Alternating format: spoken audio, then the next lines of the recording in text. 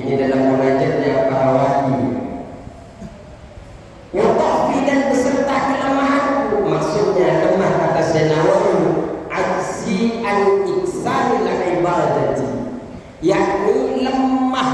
tidak mampu di dalam memperbanyak ibadah-ibadah.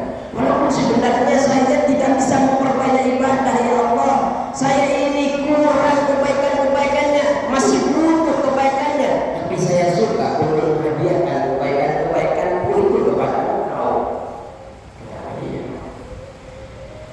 Fa kaifa la tuhibbu sayyidi? Lalu bagaimana engkau tidak suka wahai Tuhanku? Bihak-bihak binita, membuang kata panggilan, kata seru. Lalu bagaimana wahai Tuhanku engkau tidak suka wahai Tuhanku? Antahabali, untuk memberi kepadaku, untai tasmahali, untuk memaafkanku, untuk menghapuskan untukku jami' as-sayyi'ati, seluruh kesalahan-kesalahanku. Ma'adinaka, beserta kayamu. Engkau ini maha kaya, ya Allah. Maulaya, wahai Tuhanku, anni, daripada aku. Kata beliau, ya Allah, sesungguhnya aku ini suka menghadiahkan kebaikan-kebaikanku, walaupun aku ini sebenarnya fakir di dalam kebaikan. Walaupun aku ini kebaikan-kebaikan itu aku masih butuhkan, dan aku ini lemah, tidak mampu memperbanyak kebaikan, tapi aku suka memberikan kebaikan itu kepadamu. Lalu bagaimana engkau tidak suka memberikan kepadaku, memaafkan kesalahan-kesalahan seluruh kesalahanku? Padahal engkau maha kaya, ya Allah, daripada aku. Maksudnya kata Sinawawi, maafkan aku, jauhkan daripada sisaku, ayat adabi, jangan sisa aku. Kata Sinawawi dalam mengajarnya diartikan oleh beliau, fa inna sayyi'ati, kata beliau, maka sesungguhnya keburukanku, dosa-dosaku, la tadurruka, tidak akan membahayakanmu. Ya Allah, keburukanku yang sekarang ini tidak akan membahayakanmu.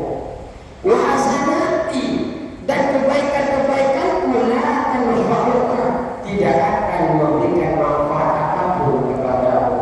Lalu mengapa engkau tidak suka untuk memaafkan kesalahan-kesalahanku? Padahal aku yang fakir begini saja, saya suka seluruh amal-amal kebaikanku, walaupun aku tidak bisa memperbanyak, walaupun aku masih butuh kepada kebaikan aku suka aku berikan kepada aku. Ini inti daripada munajat beliau. Kalau panjenengan ingin munajat seperti ini, ya tidak apa-apa, tinggal di rumah saja bahasanya. Ini munajatnya para wali, munajatnya para wali. Kalau kayak kita kayak seakan-akan nyalahin Allah.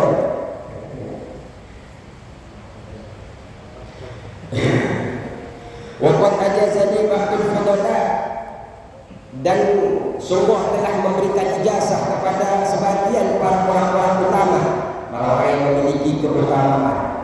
Apa ijazahnya? An aqra'a ba'da salatil jumu'ati, untuk membaca setelah salat Jumat sab'a marratin, 7 kali, hadhil abiyat as-salasata, terhadap bait-bait atau nadom-nadom yang 3 ini. Ini ada yang mengijazahkan orang yang memiliki keutamaan kepada kita, kalau bisa dibaca 7 kali setelah sholat Jumat. Dan ini saya temukan di dalam kitab I'anatul Talibin. Orang yang membaca 2 kalimat, kalau di sini kan 3. Orang yang membaca 2 baitnya saja. Kata Al-Imam Sayyid Abdul Wahhab As-Sa'rani, orang yang membaca 2 bait yang akan saya kaji malam hari ini, insya Allah tanpa keraguan, kata beliau, wafat dalam keadaan husnul. Orang yang memiliki ulama, orang yang Allah, yang memberikan ijazah. Kalau di kampung-kampung kami biasa memang ini dibaca. Membahir wafir terbuat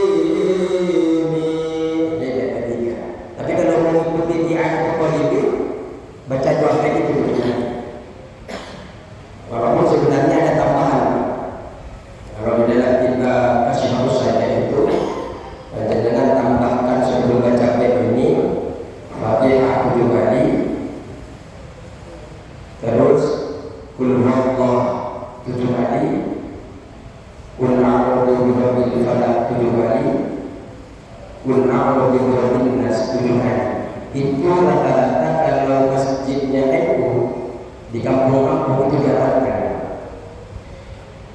Kalau bisa, jangan merubah duduk posisi tahiyat akhir. Jangan merubah. Di keterangan lain, ya walaupun panjenengan nggak percaya nggak apa-apa. Saya nggak mau baca kata itu Ustaz, ya nggak apa-apa. Cuma ada keterangan gampang urusan begini. Ngerti urusan begini?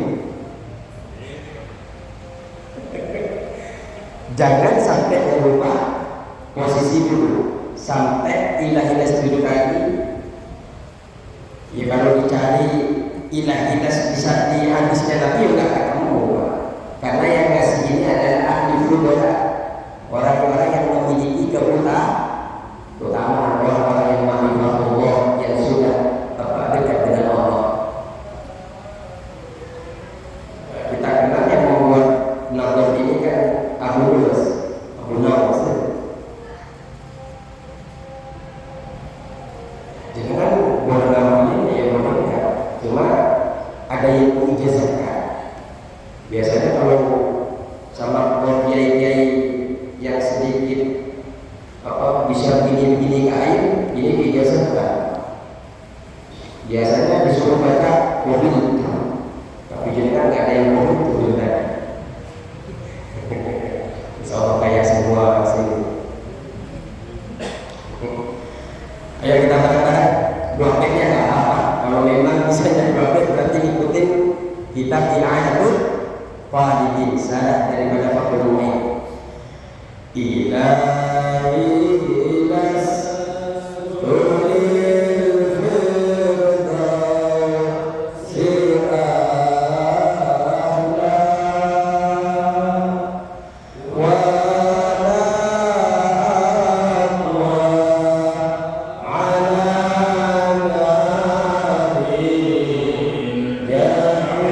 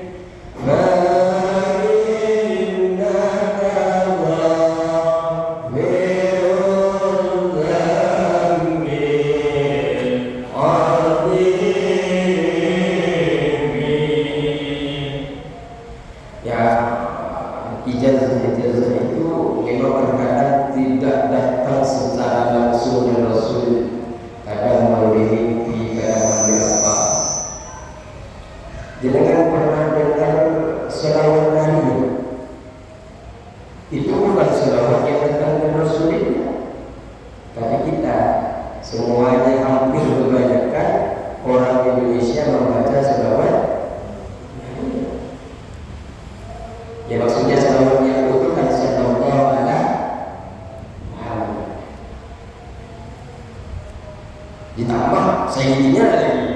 Ya. Padahal Nabi Muhammad nggak mau menggunakan sendiri. Artinya tambahan-tambahan seperti itu orang-orang yang memiliki guna amin Allah makin amin Allah amin Allah amin Allah makin arifin orang-orang yang pengusaha kerja pengusaha Allah yang sudah dekat dengan Allah diberikan petunjuk ini kerja seperti ya kalau nggak percaya nggak masalah, nggak usah diamalkan, ya nggak usah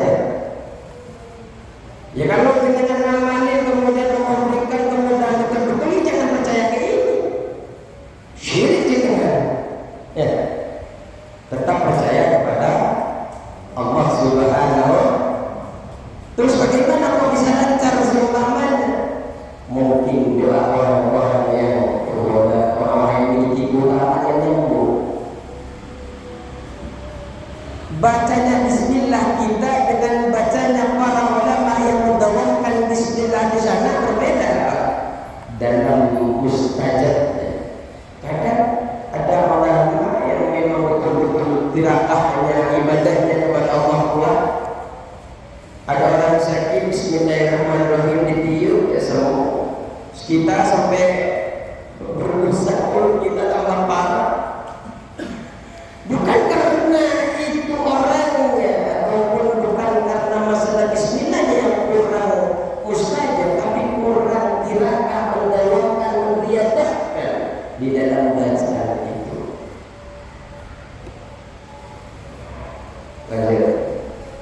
Ilahi wahai Tuhanku, wahai Allah, lastu aku bukan lil firdausi untuk surga firdaus ahlan pantas. Aku tidak pantas untuk menghuni surga firdaus. Wala aqwa ala naril jahim, wala aqwa dan aku tidak akan kuat ala naril jahim atas neraka jahannam. Aku ini tidak pantas untuk tinggal di surga firdaus, tapi juga tidak kuat kalau harus tinggal di neraka jahannam. Ya nggak apa-apa ya Allah, tinggalnya di surga yang paling bawah nggak apa-apa, nggak bareng dengan para wali-walinya. Yang penting masuk surga seperti itu mungkin ya bahasa kerennya. Yang berhubung surga firdaus itu biarlah untuk mereka yang memang sudah dekat dengan. Tapi kalau sampai masuk neraka ya aku tak kuat, saya tak kuat ya. Karena tak kuat hati, maka berilah aku taubatan, taubat.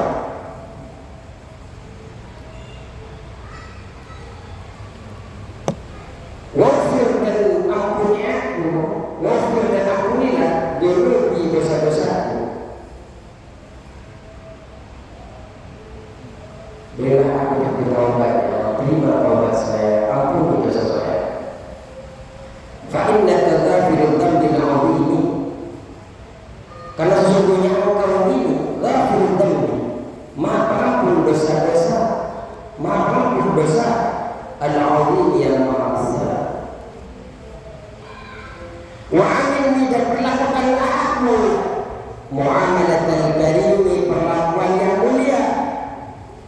Wa sabbitni dan teguhkan aku ala nahjil qawimi, atas jalan yang benar, yang lurus. Ini kalau mau bacaan yang 3 bait, nanya sama Ustaz Abdali itu bukan kitabnya.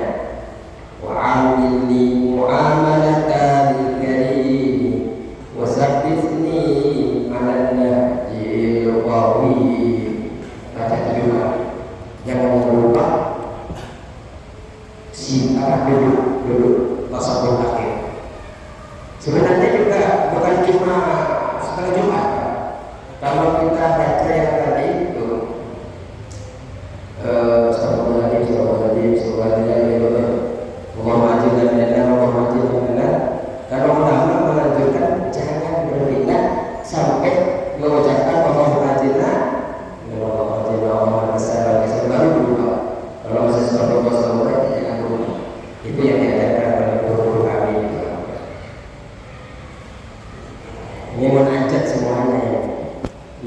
panjenengan yang suka mengajar Rasulullah yang lebih bagus.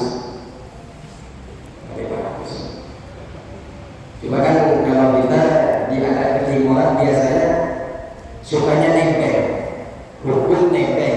Ya, kalau hukum nempelnya kepada Imam Syafi'i, kita belum mampu langsung nempel kepada Rasulullah.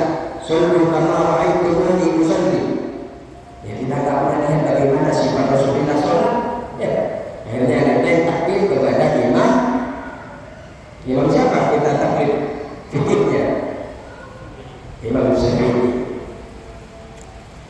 Kalau takbir akidahnya kita kepada Imam Asy'ari al-Maturidi. Kadang-kadang memang kita tidak paham tafsir, tidak paham mustalahul hadis. Hadisnya paling tahunya Amal roh bisyidati farisati. Orang yang tidak suka kepada sunnahku, maka dia bukan golonganku. Termasuk sunnah Nabi adalah malam Jumat. Kemana-mana itu sunnah. Awalnya sunnah. Amal roh bisyidati farisati. Hadisnya apa? Satu. Akhirnya apa? Mengartikan hadis itu sesuai dengan ra'yi mereka, dengan kemampuan keterbatasan kemampuan. Kalau kami kan tidak, ya makanya kami menggunakan kitab tidak pakai ceramah, karena saya bodoh. Sehingga kami hanya membacakan, ya dengan dipakai alhamdulillah, yang dipakai ya terlalu juga, tidak ada yang sudah kami pakai. Bercanda. Hikayatul, suatu cerita, sebuah cerita. Ini kita malam ini cerita-cerita. Di Al-Quran juga yang banyak cerita, tafsir-tafsir, biar kita ambil ibrah pelajaran. Kalau kita ngaji tafsir di dalam buku saja panjang cerita tentang Bani Israil itu. Saya hampir setahun ngajar tafsir Jalalain. Setiap minggu padahal masih setiap minggu masih nyampe kepada ayat 61. Udah 3 tahun. Karena itu setiap pertemuan dari jam 9:30 sampai jam 11 bahas satu ayat saja. Hikayat itu sebuah cerita, sebuah hikayat. Qadim as-Sibriyu, telah datang, As-Sibri ini datang ala Ibni Mujahidin kepada sahabatnya namanya Ibni Mujahid. As-Sibri ini tadi yang kita bahas tadi itu Pak Abi Bakar, namanya Abdullah Ibni Mujahid. As-Sibri al-Imam As-Sibri ini datang kepada al-Imam Mujahid. Setelah datang kepada al-Imam Mujahid, fa'anaqahu Ibnu Mujahidin. Kemudian Ibnu Mujahid, al-Imam Ibnu Mujahid ini merangkul kepada al-Imam As-Sibri. Merangkul anak Imam. Setelah merangkul, waqabla baina ainaihi. Kemudian beliau al-Imam Ibnu Mujahid berkecup di antara matanya As-Sibri. Dikecup sama beliau. Tengah-tengahnya dikecup. Orang melihat bahwa ketika As-Sibri datang ke Ibnu Mujahid memeluknya, kemudian mencium keningnya. Ditanya sama orang setelah pulangnya Ibnu Mujahid, setelah pulangnya al-Imam As-Sibri, ditanya fasulin al-dzalika, ditanya Ibnu Mujahid atas perbuatan memeluk, mencium keningnya dengan penuh rasa cinta. Faqala, kemudian Ibnu Mujahid menjawab. Ditanya, wahai Ibnu Mujahid, kenapa engkau begitu sampai meluk, sampai mencium keningnya? Seperti ditanya. Dijawab oleh beliau, ra'aitu Nabi sallallahu alaihi wasallam, saya melihat kepada Nabi Muhammad sallallahu alaihi wasallam finnaum, di dalam mimpi.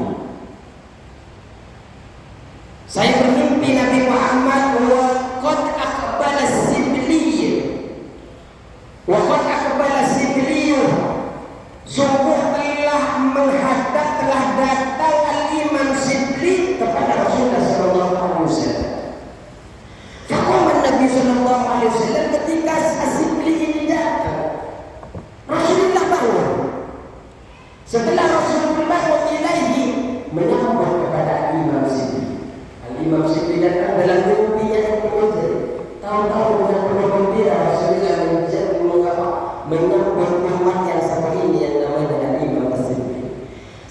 menyambut waqabbalatina ainaihi.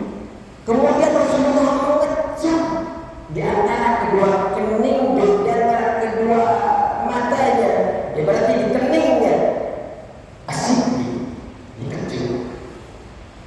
Dalam mimpinya Ibnu Mujahid bertanya, aku bertanya kepada Rasulullah, ya Rasulullah, wahai Rasulullah, atahanu hada bisabni, mengapa engkau melakukan ini kepada Asibli? Mengapa engkau mencium kepada beliau sampai kau berdiri ya Rasulullah menyambut Asibli? Qala na'am, kata Rasulullah, ya saya lakukan itu. Kenapa saya lakukan itu? Innahu lam yusalli fardatan, dia tidak akan sholat fardu illa kecuali wa huwa yaqra'u khalfaha, beliau ini tidak akan sholat fardu kecuali beliau ini wa huwa adapun Asibli ini yaqra'u membaca khalfahu setelah sholat itu, laqad ja'akum rasulun min anfusikum azizun 'alaihi ma 'anittum harisun 'alaikum bil mu'minina raufur rahim. Fa in tawallaw faqul hasbiyallah.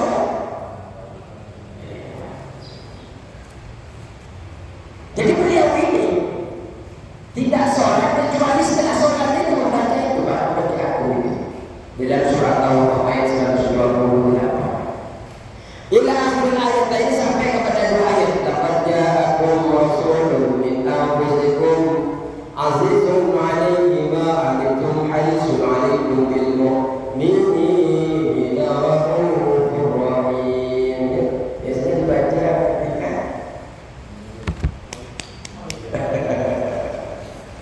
hafal mestinya. Sayang kalau sampai tidak dibaca sekarang. Wa yaqulu kemudian Asibli sallallahu alaihi ya Muhammad. Semoga rahmat atas semua Nabi Muhammad sallallahu alaihi wasallam. Ketika dikecup kemudian Asibli mengucapkan salawat. Setelah itu perasaan Asibli, saya bertanya di tempat lain setelah saya mimpi, di tempat lain ketika saya tidak tidur saya bertanya kepada Imam Asibli. Fasal Asibli amma yaquluhu, saya bertanya kepada Imam Asibli dari apa yang telah dikatakan Rasulullah sallallahu alaihi wasallam ba'da sholati, setelah sholatnya pada mislahu. Amma yaquluhu, apa yang dibacakan oleh Asibli ba'da sholati, setelah sholatnya pada mislahu. Kemudian Asibli ini mengatakan persis dengan apa yang diucapkan, yang disabdakan Rasulullah sallallahu alaihi wasallam. Kalau dengar dengan mimpi Rasulullah ini begitu oleh Rasulullah, bacalah laqad ja'akum rasulun min anfusikum.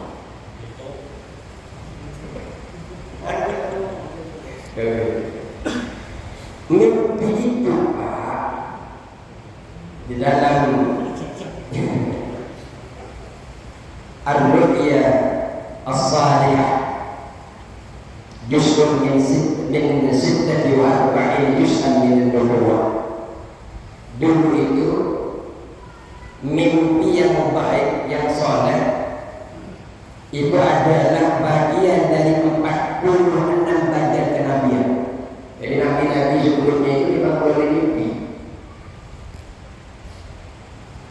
melalui mimpi. Falamma balagha sa'ya, itu tentang Nabi Ibrahim yang mengatakan ya bunayya inni ara fil manam apa kaifa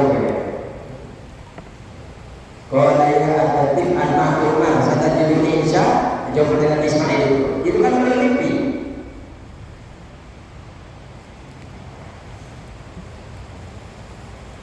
Jadi Nabi Ibrahim mimpi ya, mimpinya beli ya, sampai 3 kali.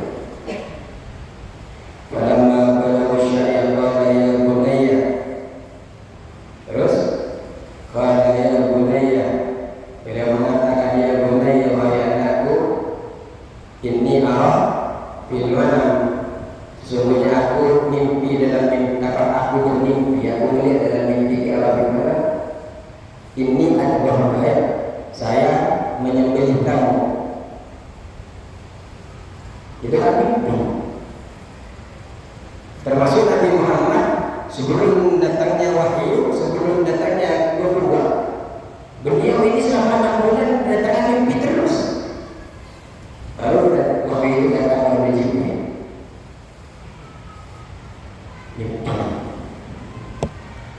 Makanya Pak dikatakan Ibnu dalam Ibnu Hajar ini arud as-salihah busra min Allah li 'abdihi. Beliau menyampaikan Al-Hafidz Ibnu Hajar, mimpi yang baik itu busra min Allah li 'abdihi, kabar gembira dari Allah kepada hamba-Nya.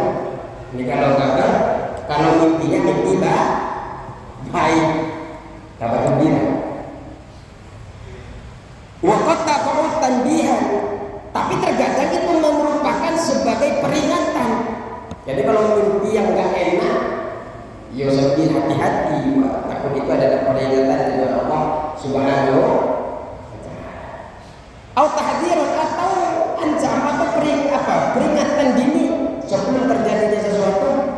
Karena dia dengan senang kepada Allah, akhirnya dengan dekat dengan Allah sirkan itu kepada Allah ma'rifat, Allah buka kasahkan dengan sebelum terjadi bencana jangan juga mimpi dua. Kata peringatan dini daripada Allah mimpi itu. Atau tasliyah, atau memang menghibur Allah, menghibur. Makanya Pak, kalau kita membaca di dalam hadis itu, Rasulullah mengatakan membagikan mimpi itu terdiri dari 3. Warru'ya salasun, mimpi itu 3 macam. Al-hasanatu busra min Allah. Yang pertama apa? Mimpi baik. Mimpi baik itu memberikan kegembiraan, merupakan kegembiraan daripada Allah Subhanahu wa taala. Yang kedua, warru'ya yuhaddisu rajulun bi nafsihi. Yang kedua itu adalah mimpi karena bawaan pikiran seseorang. Siangnya main futsal, akhirnya mimpinya main futsal semalam.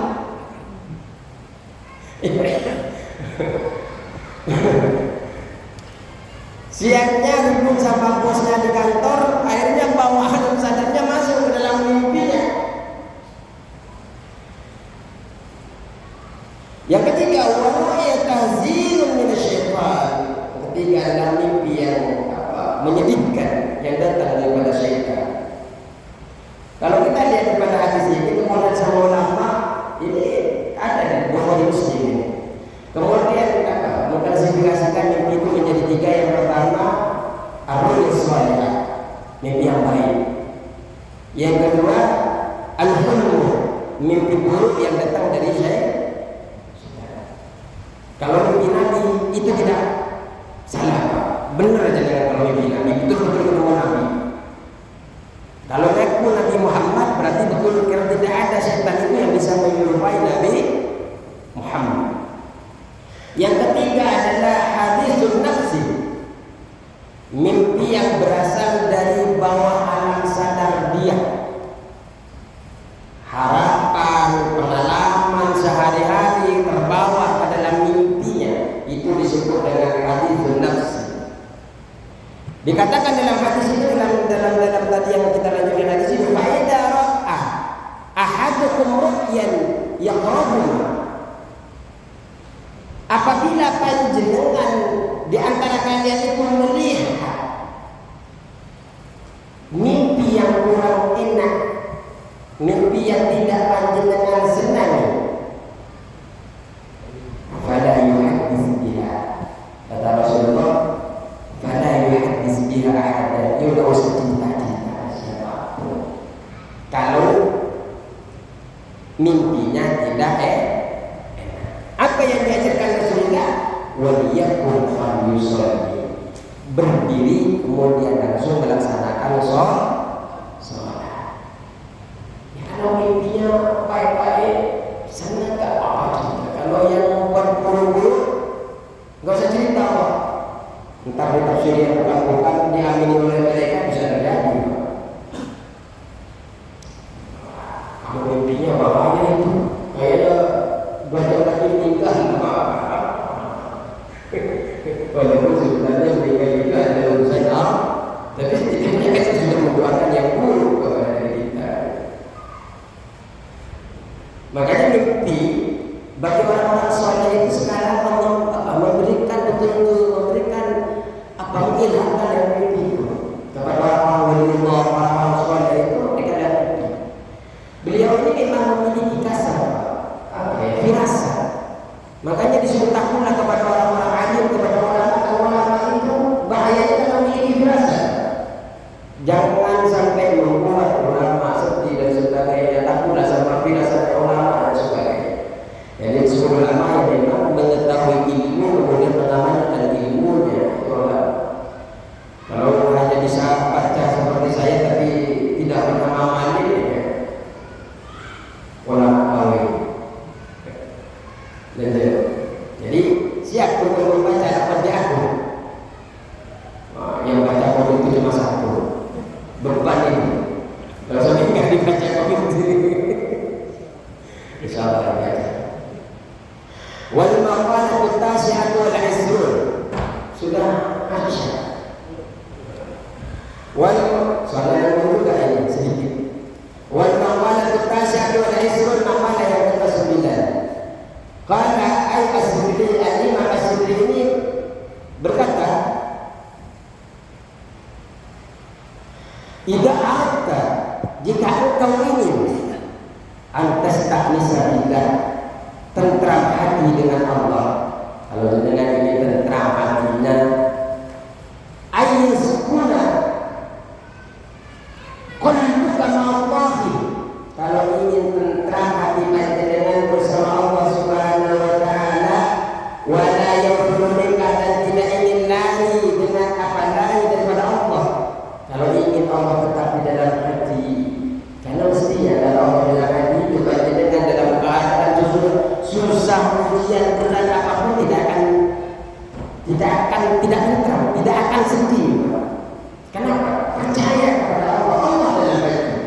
Kita tahu apapun yang terjadi di dunia ini atas izin Allah Subhanahu wa taala. Bagaimana? Fastauhis min nafsika, maka putuskanlah engkau min nafsika, dari mencintai nafsumu. Jangan ikuti nafsu panjenengan. Kalau ikuti nafsu, ya jenengan tidak akan tentram hatinya. Nafsunya pengen ke sana diikuti, nafsunya pengen ke sana, kecuali ada nafsu mutmainnah itu.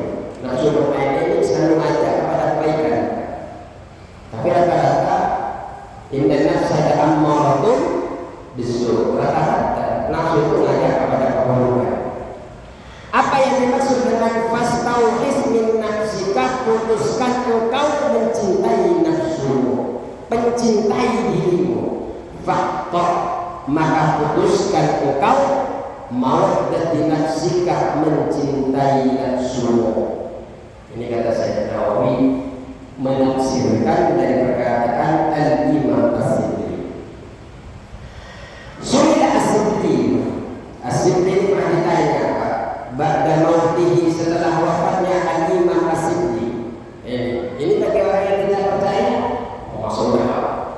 udah wafat bisa berkomunikasi ya. Ya nggak apa-apa, tak percaya kita hanya bacakan kitabnya. Yang nggak ada kayak Ibnu Hajar al-Asqalani. Karangannya itu banyak, insya Allah termasuk orang yang soleh yang tak mungkin apa yang dibawa ya. Sunnah As-Sibli pernah ditanya Al-Imam As-Sibli ba'da mautihi, setelah wafatnya beliau, an halihi, dari keadaan beliau, keadaan apa? Al-Imam As-Sibli di mana di dalam mimpi. Jadi ditanya beliau dalam mimpi itu setelah wafat. Faqala, kemudian As-Sibli menjawab, qala Allahu li ya Abu Bakr. Jadi ditanya dalam seseorang mimpi Al-Imam As-Sidli, ditanya Al-Imam As-Sidli, gimana sih keadaan engkau di alam barzakh sana? Bagaimana Allah memperlakukanmu? Seperti itu ditanya. Dijawab faqala Al-Imam As-Sidli menjawab, qala Allah bertanya kepada saya, ya Abu Bakar, wahai Abu Bakar, atadri, apakah engkau tahu bima wafartu laka, dengan sebab apa aku mengampunimu? Allah berkomunikasi dengan Al-Imam As-Sidli. Ini ceritanya As-Sidli di dalam mimpinya seorang setelah Al-Imam As-Sidli wafat. Ditanya beliau, Al-Imam As-Sidli bercerita bahwa beliau ini ditanya oleh Allah, tahukah engkau sebab apa atau mengapa aku mengampunimu? Aku menjawab, kata Imam As-Sidli, bisalihi amali, dengan kebaikan amalku, dengan solehnya amalku. Yang mestinya soleh, karena soleh amalku ini aku diampuni oleh Engkau ya Allah. Apa kata Allah? Lah, ceritanya As-Sidli, Allah menjawab mengatakan lagi, bukan amal solehmu. Kultu, saya menjawab lagi, biikhlasi, sebab ikhlasmu ubudiyati, terhadap ibadah-ibadahku. Dijawab lagi kepada Allah. Kalau Allah masih bilang, lah, bukan karena ikhlas ibadahmu aku mengampunimu. Kultu, saya jawab lagi, bihaji wa sawmi wa salati, berarti sebab hajiku, sebab puasaku, sebab sholatku. Kalau Allah masih menjawab, masih tahu lagi, enggak, bukan karena itu. Saya jawab lagi, kultu, Imam Siddi masih lagi, bihijrati lissalihin wa litalaqil ilmi, sebab hijrahmu, sebab perpindahan tempatku untuk menuju kepada orang-orang yang soleh dan untuk mencari ilmu. Nah, bukan itu saya sebab mengampunimu. Kemudian waktu saya bertanya, ilahi fadina, wahai Tuhanku, sebab apa? Jadi sebab ini bukan, sebab ini bukan. Akhirnya Imam As-Sidli bertanya kepada Allah dalam ceritanya setelah wafatnya beliau. Kemudian As-Sidli cerita, bertanya kepada Allah, ilahi fadina, wahai Tuhanku, kemudian sebab apa aku diampuni oleh Engkau ya Allah? Faqala ta'ala, kemudian Allah berfirman dalam mimpi itu, dalam mimpi yang diceritakan Al-Imam As-Sidli, apakah engkau masih ingat hina kunta tamsi, ketika engkau berjalan-jalan fi darbi Baghdadi, di jalan kota Baghdad, fawajadta hirratan, kemudian engkau ini menemukan kucing kecil, hirratan saghiratan, engkau menemukan kucing, anak kucing berarti kalau kucing kecil anak kucing. Qad at'afaha al-ba'd, dan sungguh telah melemahkan kepada kucing ini kedinginan, dinginnya suasana pada saat itu. Jadi kucingnya sangat kedinginan sekali. Wayatan zawi, kucing kecil itu meringkih, min syiddati, karena sebab sangat dingin.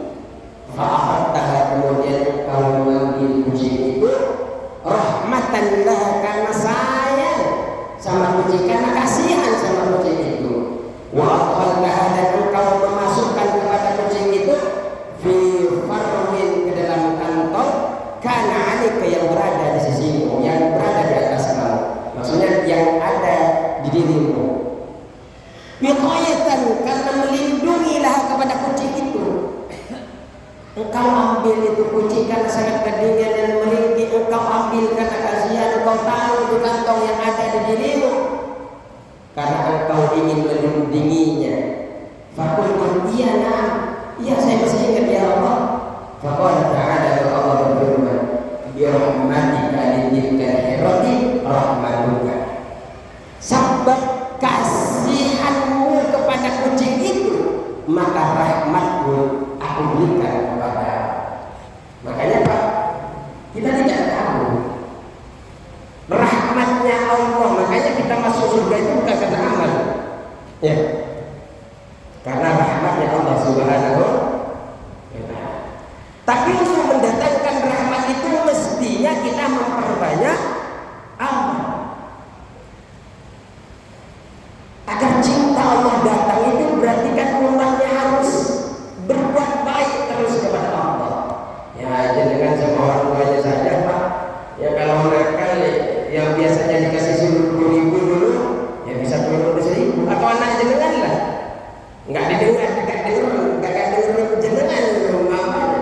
Biasanya ngasih uang 5.000 aja, nggak dengerin. 1.000 masih penting, 2.000 masih penting, bisa tahu saja hari ini. Yang beramal banyak saja Pak, belum tentu diterima amalnya, belum tentu rahmat itu turun kepadanya, apalagi yang tidak pernah beramal. Walaupun Allah memiliki kekuasaan untuk memberikan kepada siapapun, tapi kalau Allah Maha Adil. Ya contohnya ini ternyata sempat kucing, bukan cuma di sini Pak. Kalau nggak salah saya bisa menemukan di dekat India ini. Gara-gara anak yang minum apa tinta ketika menulis Imam Nawawi, ketika menulis kata itu misalnya menulis apa kitab, tapi kemudian berhenti, kemudian membiarkan anak itu minum karena kehausan, itu menjadi nilai di sisi Allah. Kalau kita kan ada lalat, ada nyamuk, oh baik pun semuanya.